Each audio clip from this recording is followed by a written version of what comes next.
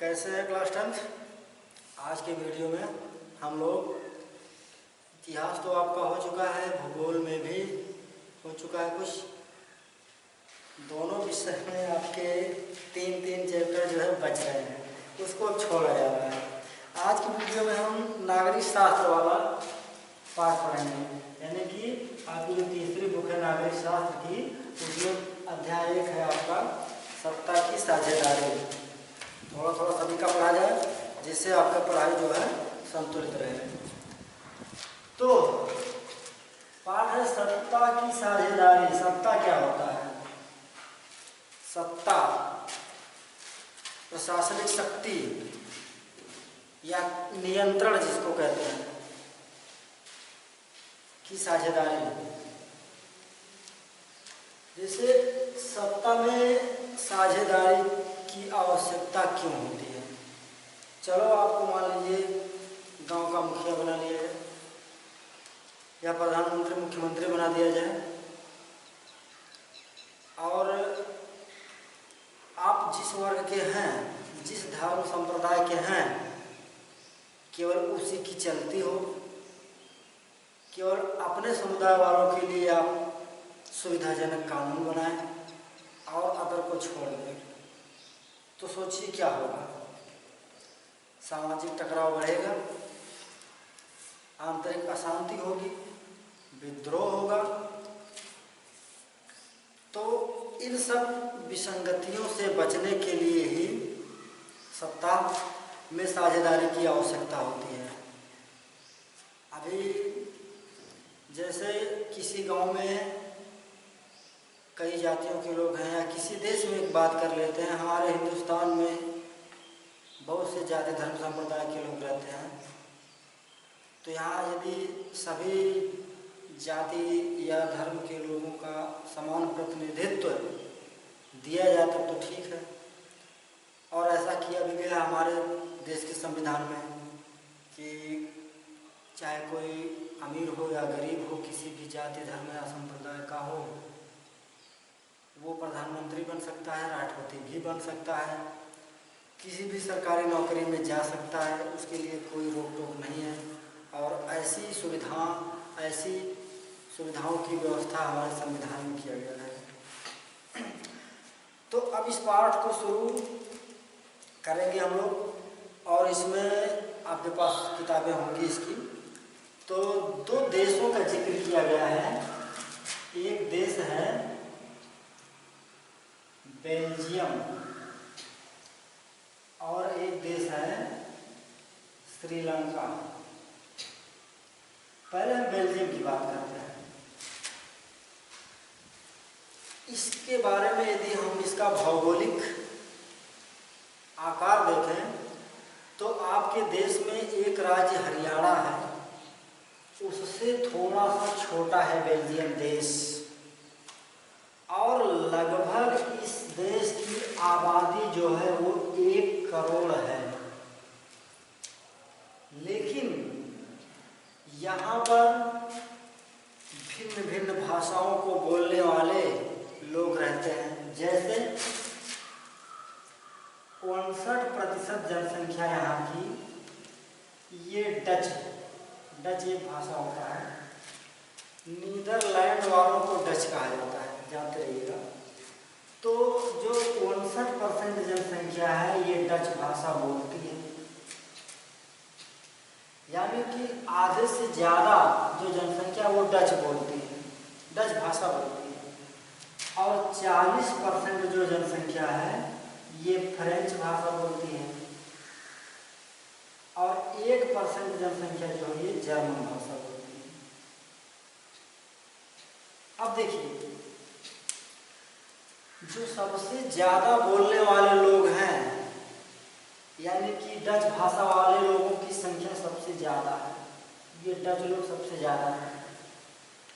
तो इस बेल्जियम देश में इनका एक विचार था कि जो सरकार बने, जो प्रधानमंत्री या कोई मंत्री बने, वो डचों से बने, डच समुदाय का वो हो, और जो नियम बने, कानून बने, वो इन्हीं के इच्छानुसार बने, इनके हित वाला बने, इनका फायदा पहुंचाने वाला कानून बने। इनसे हमें कोई मतलब नहीं। ये सोच रहा है डच लोग ये सोच रहे हैं। और फ्रेंच जो कि जनसंख्या में थोड़ा कम थे, ये सोच रहे थे कि नहीं, केवल डचों की ना चले, शासन सत्ता में फ्रेंच बोलने वालों का भी सहयोग लिया जाए, इनकी भी भागीदारी हो, हम लोग भी उच्च पदों पर बैठेंगे। ये सोचना था फ्रेंच बोलने वालों का। अब बचे 1% जर्मन। ये क्या करें? ये भी अपना गुट बना के इन लोगों के द्वारा बनाई गई नीतियों का विरोध कर सकते थे। तो कुछ ऐसी परिस्थितियां वहां बन गई थी। इस बेल्जियम की जो राजधानी है वो है ब्रुसेल्स। जो यूरोप, अभी एक जानकारी के लिए जान लीजिए, यूरोपियन यूनियन यानी कि वो संगठन जिसमें यूरोप के सभी देश शामिल हैं, उस संगठन का मुख्यालय ब्रुसेल्स में है, जानते रहिएगा। तो यूरोपियन यूनियन का मुख्यालय ब्रुसेल्स में है। अब पूरे देश में, पूरे बेल्जियम में डच बोलने वालों की संख्या ज़्यादा थी, छिटके हुए थे, इनकी संख्या कम थी फ्रेंच बोलने वाले को। लेकिन जो ब्रुसेल्स राजधानी की बात आए अगर करें तो इस राजधानी में फ्रेंच बोलने वाले ज़्यादा लोग थे, डच बोलने वाले कम लोग थे। पूरे देश की बात की जाए तो डच ज़्यादा थे, ये 40% उनसे कम थे। किंतु यदि राजधानी को हम केवल देखें, पूरा देश छोड़ के राजधानी देखें, तो यहाँ फ्रेंच बोलने वाले ज़्यादा थे। और ये लोग जाहिर है चाहेंगे कि राजधानी में हमारी चलती हो, हमारी सरकार बने। तो इन्होंने इसका एक हल निकाला। हल ये निकाला कि ऐसी सरकार बनाया जाए, ऐसे कानून का निर्माण किया जाए जिसपे दोनों समूहों के प्रतिनिधि, मतलब दोनों समूहों यानी डच और फ्रेंच दोनों समूहों के प्रतिनिधि जो जैसा कानून बनाए वही कानून लागू किया जाए। और इसके अलावा एक शब्द है सामुदायिक सरकार। सामुदायिक सरकार, समुदाय वाली सरकार, यानी कि यहाँ पे बेल्जियम में विभिन्न समुदायों के लोग रहते थे, विभिन्न भाषाओं को बोलने वाले लोग रहते थे।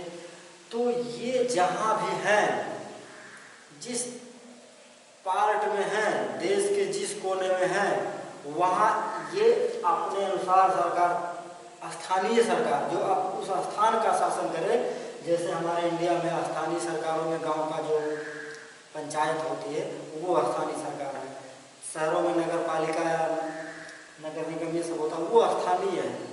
तो ऐसे कहा गया आप सामुदायिक सरकार बना लीजिए,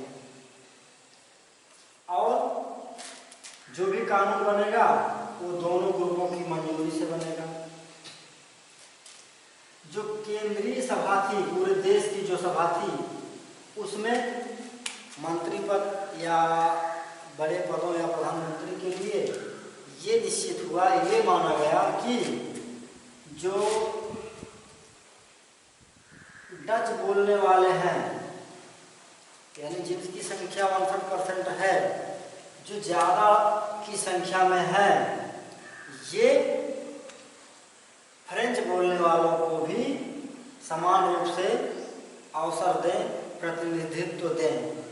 यानी कि ये लोग डच भाषा बोलने वाले लोगों को, जातीय समूहों को ये बताया गया या उनसे ये मनवा लिया गया कि आप फ्रेंच बोलने वालों को भी शासन सत्ता में आमंत्रित करें, उनको भी शामिल करें। और उसके बदले में जो ब्रुसेल्स था, जहाँ फ्रांस वाले ज़्यादा थे, फ्रेंच बोलने वाले ज़्यादा थे, तो इस ब्रुसेल्स में इन्होंने कह दिया कि यहाँ डच वाले आ सकते हैं, डच बोलने वाले इसमें भी शामिल हो सकते हैं। अर्थात पूरे देश में फ्रेंच और जर्मन कम थे, तो आ जाओ जर्मन और फ्रेंच भी शामिल हो जाओ शासन सहयोग में। और जो ब्रुसेल्स में केवल फ्रेंच ज़्यादा थे, तो ये इस बात लिए ये कहती कि अब आप लोग भी आ जाओ यहाँ पे, यानी कि संतुलन यहाँ पे हो जाता है। अब देखते हैं हम अपने पड़ोसी श्रीलंका, लंक लिखते हैं ना, चलो लंका की।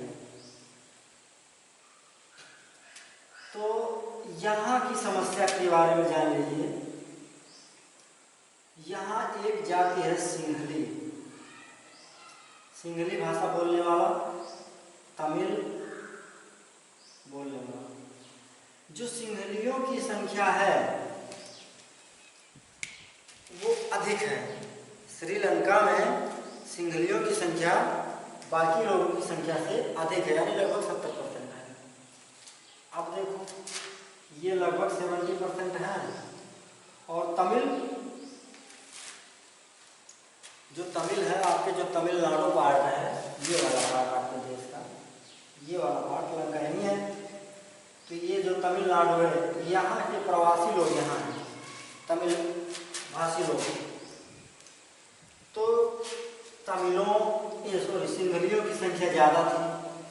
तो इन्होंने ये कहा कि हमारे यहाँ भी ऐसी शासन प्रशासन व्यवस्था हो जो सिंहलियों के प्रभाव वाली हो, सिंहलियों की जिसमें चलती हो। और इन्होंने 1948, ये बोर्ड का प्रश्न इस बार आया था, श्रीलंका का स्वतंत्र घोषित हुआ 1948 में। तो इन्होंने आज़ाद होने के बाद, स्वतंत्र होने के बाद, यानी कि सिंहलियों ने ऐसे नियम कानून बनाए जो केवल सिंहलियों को ज़्यादा सहयोग करता था, सिंहलियों को ज़्यादा मान्यता देता था, सिंहलियों को ज़्यादा सुविधा देने वाला होता था, ऐसे कानून बनाए। यानी कि तमिलों की अनदेखी की गई। रिजल्ट क्या निकला? तमिल लोगों ने भी अपनी पार्टियां और ग्रुप संगठन बनाना शुरू कर दिया और इन लोगों की नीतियों का विरोध करना शुरू कर दिया। और ये विरोध, ये जन आंदोलन हिंसक संघर्षों में बदल गया, खून खराबे तक पहुंच गया। इसी में यानी कि ये जो तमिल पार्ट था, तमिल लोग थे, ये अपने अधिकारों को मांग रहे थे। और इनका कहना यह था कि सिंहली जो भाषा थी उसको राजभाषा बना दिया गया था श्रीलंका में, क्योंकि ये लोग ज़्यादा थे नहीं कि चली। तो तमिल लोगों का भी ये विचार था, ये मांग थी कि तमिलों को भी पर्याप्त संरक्षण दिया जाए, इनकी भी भाषा को महत्व दिया जाए। और इस तरह से इन्होंने अपनी पार्टियां खड़ी करनी शुरू कर दी और इन पार्टियों के माध्यम से इनका विरोध करना शुरू कर दिया। ऐसा ये विरोध हुआ था। तो एक लगभग सिंहली विरोधी संगठन था लिट्टे करके, ये आपकी बुक में नहीं है, लिबरेशन ऑफ तमिल टाइगर इलम, LITTE लिट्टे करके था, वो उसका खात्मा होता है। तो इस तरह से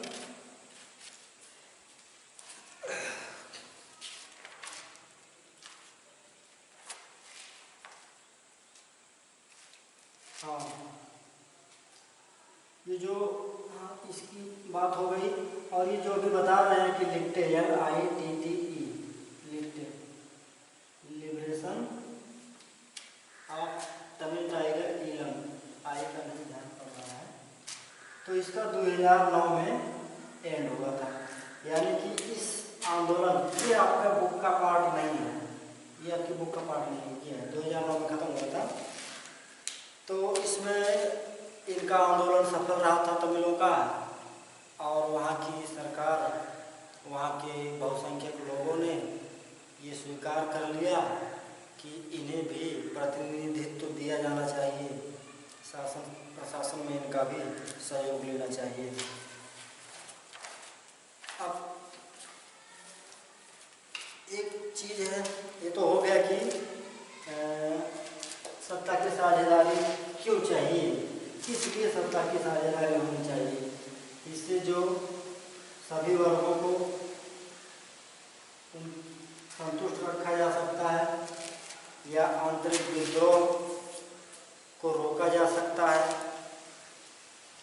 वर्ग असंतुष्ट नहीं रहेगा। यानी कि देश के भीतर जो अशांति हो सकती है वो अशांति रुक सकती है सत्ता के बंटवारे से। सत्ता बांट दीजिए सभी लोगों में। सत्ता की साझेदारी के रूप पेज नंबर 8 पे आपका है, सत्ता की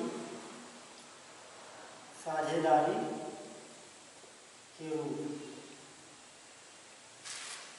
आप सुने हैं न्यायपालिका, कार्यपालिका, विधायिका, इन तीनों पार्टों में सत्ता को बांट दिया जाता है। आपके देश में भी बटा है। इससे विभिन्न धार्मिक समूह जो होते हैं, जातीय समूह होते हैं, उनमें भी सत्ता को बांटा जा सकता है। कुछ देश ऐसे भी होते हैं जिनके विभिन्न प्रकार के समूहों में उनकी सत्ता को बांट दिया जाता है।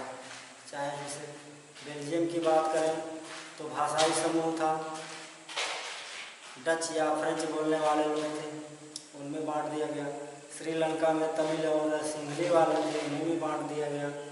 या यूँ कहें और भी किन्हीं आधारों पर बांटा जा सकता है। बाकी इस तरह से ये चैप्टर एंड है। ये वीडियो इतना ही रहेगा बच्चों, ये पार्ट खत्म हो जा रहा है। अगला पार्ट, क्योंकि नागरिक शास्त्र वाले में ज़्यादा पार्ट है, अगले पार्ट में हम लोग पढ़ेंगे संघवाद। आज के वीडियो में इस पार्ट में इतना ही रहेगा। बाकी जैसे 9th में आसान था नागरिक शास्त्र, आप लोग खुद प्रश्न कर ले जा रहे थे, 10th में वैसे ही आसान है।